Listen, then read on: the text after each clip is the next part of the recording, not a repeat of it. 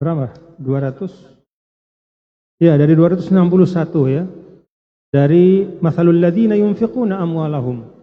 Jadi kita sudah bahas kemarin dalam 3 rangkaian ayat itu bahwa yang pertama ayatnya bicara tentang keutamaan bersedekah.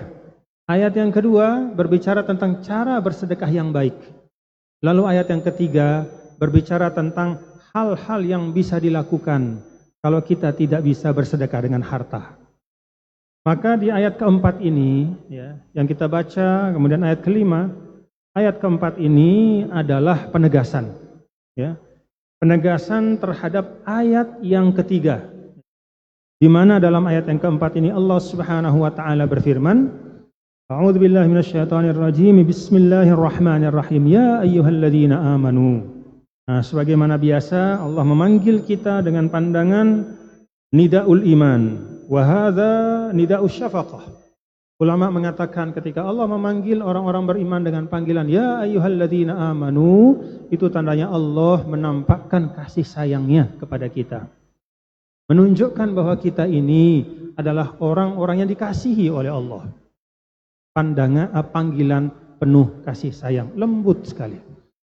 Apa kata Allah dalam ayat ini? Dengan penuh kasih sayang. Wahai orang-orang yang beriman, la tubtilu, janganlah kalian membatalkan shadaqatikum, ai thawaba. Jadi ada yang terbuang di sini. Janganlah kalian membatalkan sedekah kalian. Maksudnya adalah pahala dari sedekah kalian. Karena sedekah itu kan sudah terjadi. Yang bisa hilang itu pahalanya. Maka ayat ini mengingatkan kepada kita, ya ayyuhalladzina amanu la tubtilu shadaqatikum bil manni wal adza. Janganlah kalian membatalkan pahala dari sedekah-sedekah kalian. Ya Allah. Jadi Allah Ta'ala menggunakan kata shadaqat ya, bil jam'i. Seakan-akan ya Allah memang menganggap kita itu pemurah. Ya, maka sedekah ini dalam bentuk jamak. Juga bagian dari pengajaran Allah Ta'ala kepada kita, demikian husnuzonnya Allah kepada kita orang-orang beriman, sehingga hampir-hampir mustahil seharusnya orang beriman itu tidak boleh bakhil. Yang namanya orang beriman harus cinta sedekah. Yang namanya orang beriman tidak boleh kikir, tidak boleh pelit ya. Maka di sini disampaikan oleh Allah Ta'ala, ya ayyuhalladzina amanu la tubtilu shadaqatikum. Janganlah kalian membatalkan sedekah-sedekah kalian, yaitu pahala-pahalanya bil manni, yaitu dengan menyebut-nyebutnya. Kita sudah bahas minggu yang lalu ya tentang menyebut-nyebut itu. Misalnya, kalau bukan karena saya, kamu bakal bangkrut misalnya. Laula Musa adati la aflasta, misalnya dalam bahasa Arab. Laula Musa adati la halakta. Kalau bukan karena saya bantu dulu kamu, gitu kira-kira ya, maka kamu akan susah sekarang. Kalau bukan karena saya, kamu akan begini-begini. Nah, itu al-mannu, yaitu menyebut tentang jasanya. Ya. Lalu yang kedua, wal adza, dan menyakiti. Jadi ada 2 perbuatan yang akan merontokkan pahala bersedekah kita. Sebanyak apapun pahalanya, ya. Seikhlas apapun kita ketika memberikannya. Jadi ini bukan bicara tentang ikhlas atau tidak ikhlas. Karena ayat ini berbicara tentang ba'da al-fi'l, yaitu setelah melakukannya. Kan amal soleh itu bapak-bapak saudara ada tahapannya. Ada pra-amal, ada asna al-amal, ya, qabla al-amal, al-amalu nafsuhu atau asna al-amal, kemudian ba'dal amal. Sebelum mengerjakannya, ketika mengerjakannya, dan setelah mengerjakannya. Ayat ini, bapak-bapak, saudara-saudara, adalah terkait dengan setelah kita beramal. Jadi ini bukan urusannya masalah ikhlas ya. Ikhlas itu kan ketika beramal. Nah ini setelah kita beramal. Supaya pahala bersedekah kita itu terjaga, supaya pahala kita itu bersedekahnya, pahalanya itu dapat kita saksikan kelak di sisi Allah, maka jauhi 2 perbuatan ini. Apa itu? Yang pertama al-mannu, yaitu menyebut-nyebut jasa kepada orang, ya. Kita duduk, ya, seperti kemarin kita diskusikan, ya. Kita duduk bersama-sama, lalu ada orang yang pernah kita bantu, lalu kita sebut-sebut kebaikan kita kepada dia, ya. Apalagi di depan orang. Kemudian yang kedua adalah al-adza. Al-adza itu artinya menyakiti. Nah, kalau al-mannu itu adalah ba'dal amal, maka menyakiti itu walaupun biasanya ba'dal amal, tapi juga bisa pada saat melakukan. Misalnya memberikan dengan melempar. Kita kasih orang sedekah, tapi kita lemparin dia. Kan tidak ada orang yang mau diperlakukan seperti itu. Ya. Tidak ada orang yang nyaman. Ya. Dia minta uang, kita kasih uang, tapi kita lempar di mukanya. Dia minta makan, kita ambilkan nasi bungkus, kita lempar depan mukanya. Itu namanya al-adza. Atau ya, setelah kita melakukan amal itu, kita sakiti dia. Bagaimana cara kita menyakitinya? Yaitu dengan menyebut-nyebut hal yang tidak menyenangkan, dengan menghinanya, dengan merendahkan kehormatannya. Nah, dua hal ini bisa membatalkan pahala dari sedekah kita. Jadi jauhi dua hal ini, bapak-bapak, saudara-saudara. Jangan disebut-sebut dan jangan menyakiti. Ya, memang bapak-bapak, saudara-saudara sekalian, salah satu godaan manusia, ya, saya, Anda, kita semua adalah bahwa kita senang disebut. Ya. Menyebut enggak baik, disebut pun kalau bisa enggak usah. Jadi kalau ada kita nyumbang ke masjid, lalu diumumkan pada saat sholat Jumat itu biasanya kan di masjid diumumkan. Lalu kelewatan nama kita. Jangan marah, Pak. Jangan marah. Kenapa? Itu Allah yang luputkan nama kita. Kenapa Allah luputkan nama kita? Supaya tidak bisa menjadi sumber kita riya.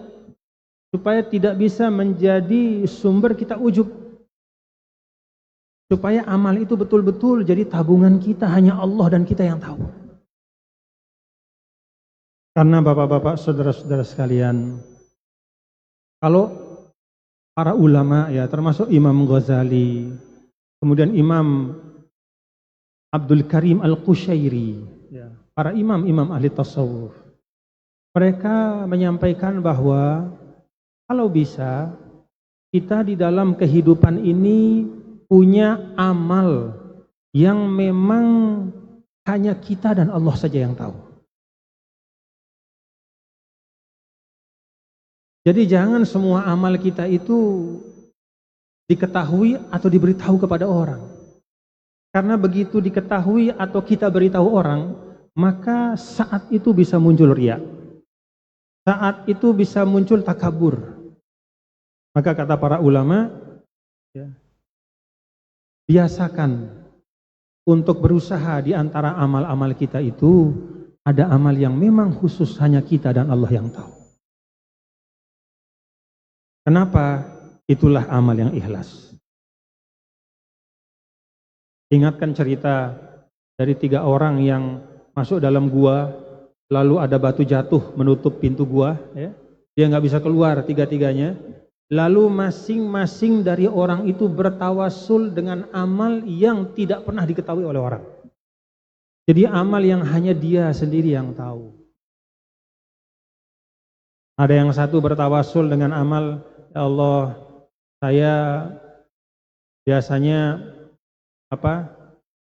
kalau pulang ke rumah saya bawa rezeki makanan, kasih anak istri saya. Kebetulan ibu saya tinggal bersama saya bagi juga ke ibu saya dan selalu saya kasih ibu saya duluan. Lalu suatu ketika saya pulang, tiba-tiba makanan yang saya bawa itu nggak cukup, hanya buat ibu saya saja. Maka saya kasih ibu saya. Anak saya itu tidur seharian, semalam itu dengan dalam keadaan lapar. Saya melakukan itu ya Allah karena ingin ridho-Mu.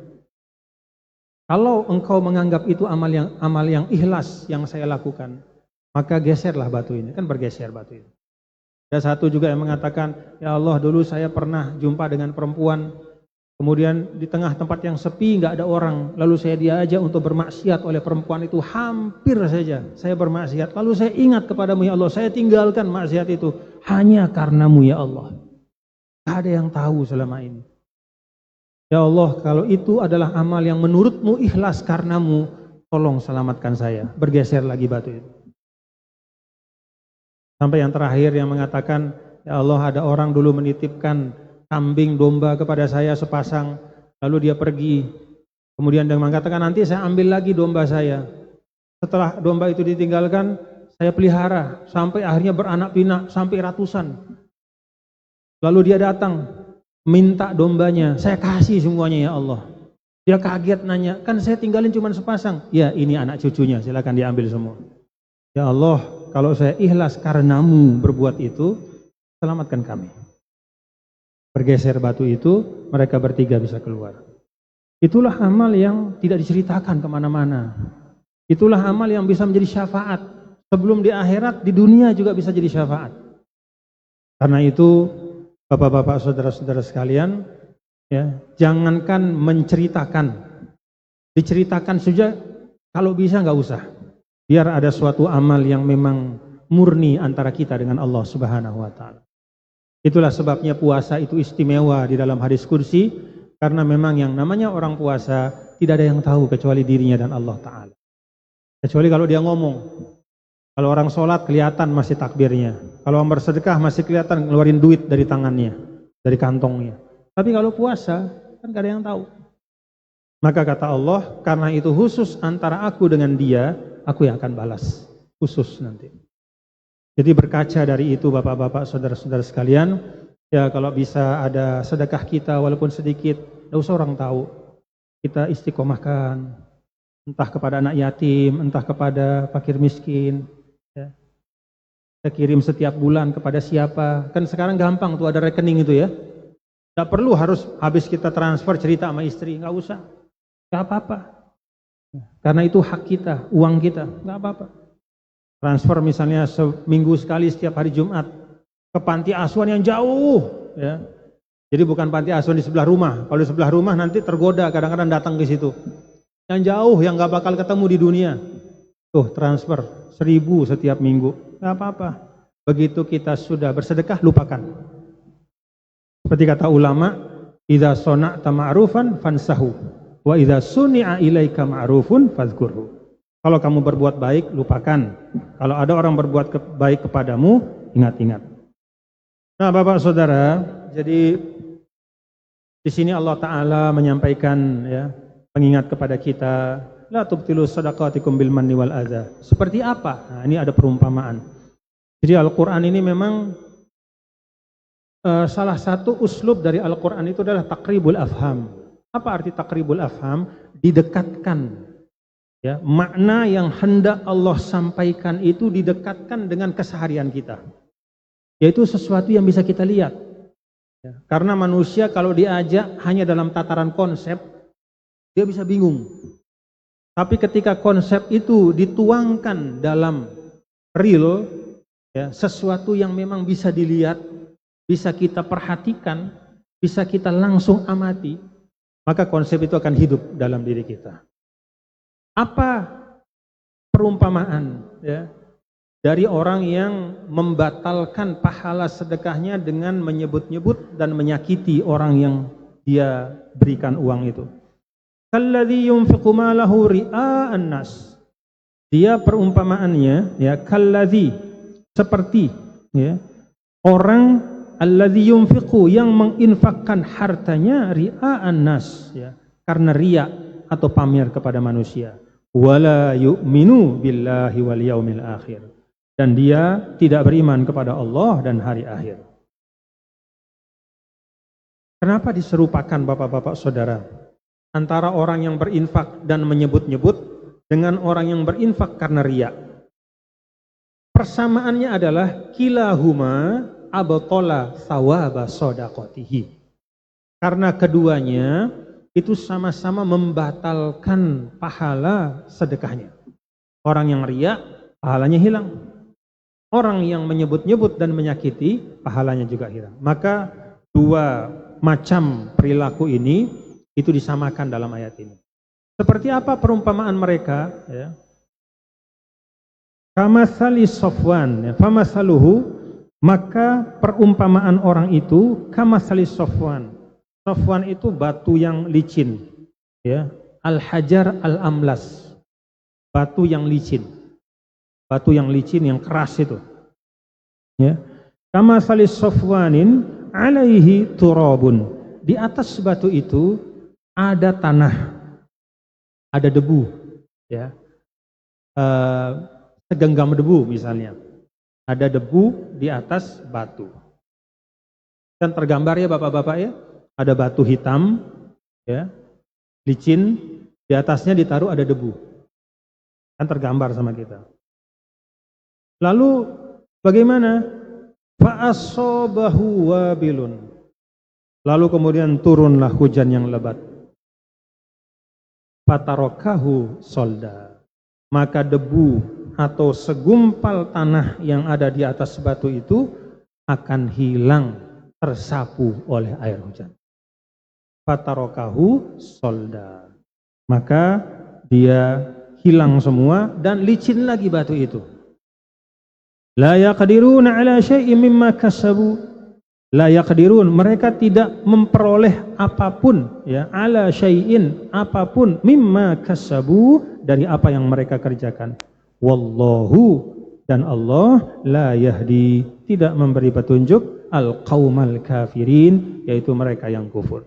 Bapak-bapak dan saudara-saudara sekalian, nah, Imam Ibnu Katsir menggambarkan begini. Dalam perumpamaan ini, ya, dalam perumpamaan ini ada tiga hal. Pertama, ada batu hitam. Lalu yang kedua, ada debu di atasnya atau tanah di atasnya. Lalu yang ketiga, ada hujan. Maka ini perumpamaan, kata Imam Ibnu Katsir, ya, bagi orang yang bersedekah. Apa sedekahnya? Itu debu itu, tanah itu, di atas batu yang hitam. Apa batu yang hitam itu? Hati yang mati. Hati yang mati. Hati yang penuh dengan keriaan, hati yang penuh dengan kesombongan, hati yang suka menyakiti orang, termasuk yang dia sedekahin itu, dia sakiti terus. Itu seperti batu. Ada sedekah di atasnya, lalu kemudian ditimpa oleh hujan. Hujan itu adalah perumpamaan dari menyebut-nyebut dan menyakiti itu. Jadi ketika sedekah amal zohir itu ditaruh di atas batu, ya, ini nggak usah ada hujan, ya, nggak usah ada hujan, ini sudah sulit dia tumbuh, karena batunya itu batu keras. Beda kalau misalnya batu yang bisa menyerap air, ya, misalnya di atas karang yang bolong-bolong tuh, kan tuh bisa menyerap air. Kalau kita taruh tanah di atasnya, bisa jadi akan tumbuh tuh, karena dia bisa menyerap air. Tapi ini batu, itu hati yang mati, hati yang tidak beriman, hati yang penuh ketakaburan. Tanpa ada hujan pun ini sudah nggak bisa tumbuh. Tanah atau debu itu. Begitu dia ditimpa oleh hujan, maka hilang semuanya. Tanpa hujan saja, yang ada cuma debu atau seonggok tanah. Maka ketika datang hujan itu, yaitu nyakiti, yaitu menyebut-nyebut, yaitu riya, maka hilang semuanya. Nah, dari sini bapak-bapak dan saudara-saudara sekalian, kita bisa melihat ya bahwa ternyata yang diutamakan di dalam Islam itu, ya, tidak hanya amal zohir. Amal zohir itu penting, tetapi fondasi dari amal itu jauh lebih penting. Karena itu para ulama kan sering mengatakan, kalau kita mau yang kita taruh di atas hati kita itu tumbuh, ya, maka hati itu harus melewati dua proses. Yang pertama namanya takhliyatun, yaitu membersihkan dari sifat-sifat yang buruk. Dan yang kedua namanya tahliyatun, yaitu menghiasinya dengan sifat-sifat yang baik. Jadi takaburnya buang, masukkan kerendahan hati. Ya. Kemudian ujubnya, riyaknya buang, ya, masukkan dengan penuh kesyukuran. Kalau sudah ada seperti itu, maka itu seperti meletakkan bibit di atas tanah yang subur. Dia akan tumbuh besar. Dan itulah sedekah yang paling istimewa. Jadi yang bisa kita ambil ya, selain makna lahiriah dari ayat ini adalah bahwa Islam itu tidak hanya mementingkan al-amaluz zahir, ya, karena al-amaluz zahir itu bisa seketika hilang, ya, kalau tidak ada fondasi batin yang baik. Karena itu di hati kita harus kita jaga betul, ya, supaya bisa menjadi fondasi amal yang baik. Lalu yang kedua yang kita bisa ambil dari ayat ini, bapak-bapak dan saudara-saudara sekalian, adalah bahwa menjaga barokah amal itu jauh lebih sulit dibanding mengamalkan amal itu sendiri. Ini dalam banyak hal, termasuk dalam masalah bersedekah. Jadi menahan diri kita untuk tidak membanggakan sedekah kita, menahan diri kita untuk tidak menyebut-nyebutnya, menahan diri untuk tidak cerita bahwa tadi kita habis sholat subuh di masjid berjamaah. Itu kadang-kadang lebih berat, Pak, daripada pergi ke masjidnya. Jadi pergi ke masjidnya itu ringan, tapi begitu sampai rumah ketemu teman, rasanya woi sudah jadi orang soleh gitu. Lalu ketika ngobrol-ngobrol, cerita-cerita, oh ya tadi saya sholat subuh, luar biasa beratnya menahan itu. Jadi jauh lebih berat kita memang menahan diri dari ya merusak berkah amal kita dibanding dengan mengerjakan amal itu sendiri. Itu di dalam banyak hal ya. Nah karena itu di dalam masalah bersedekah ini kita diajarkan dan diingatkan oleh Allah Subhanahu wa taala, dan sebenarnya bukan hanya dalam masalah bersedekah, dalam masalah puasa, dalam masalah i'tikaf, dalam masalah sholat, semuanya. Amal-amal soleh itu paling berat untuk kita jaga supaya tidak kita ceritakan. Selesai Ramadan, kumpul-kumpul, cerita-cerita, kamu berapa lama i'tikaf? Oh alhamdulillah saya 10 hari i'tikaf. Gak pernah putus. Begitu mengatakan itu dan di dalam hatinya ada kesombongan, dia sedang mengikis pahalanya. Itu jauh lebih berat daripada i'tikafnya sendiri. Wallahu alam bishawab. Nah jadi itu yang kedua, kita diperintahkan untuk menjaga, berhati-hati ya, setelah kita selesai beramal, jangan merusak amal kita itu dengan al-mannu ya, wal aza, yaitu dengan banyak-banyak menyebutnya, menceritakannya ya, yang lama-lama akan membuat kita sombong dan takabur. Wallahu a'lam bishawab. Kita cukupkan dulu sampai di sini ya, Bapak-bapak dan saudara-saudara sekalian. Ya intinya adalah dalam ayat ini Allah Subhanahu wa taala menunjukkan rahman rahimnya kepada kita semua ya, kasih sayangnya yang luar biasa.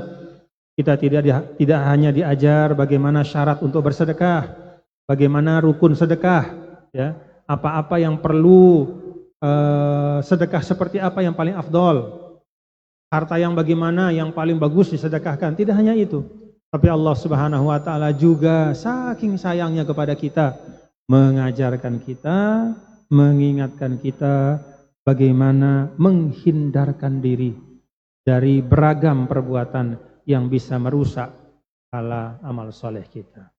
Mudah-mudahan apa yang kita amalkan selama ini Allah Subhanahu wa taala terima dan kita semua dijauhkan dari segala macam ya ujub, riya dan sum'ah. Semoga Allah taala menerima semuanya. Amin ya rabbal alamin. Al-Fatihah.